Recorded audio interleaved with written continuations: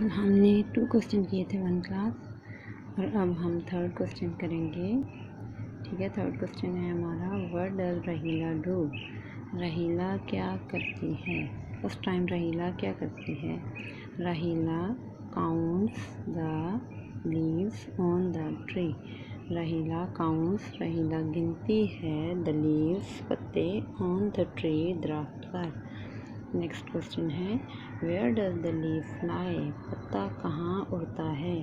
हम राइट करेंगे the leaf, L Y को हटा के IES, ठीक है, flies, the leaf flies up in the air.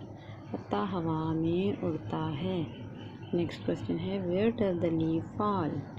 पत्ता कहाँ गिरता है। हम राइट करेंगे the leaf falls into a hole. पत्ता एक सुराख में गिरता है।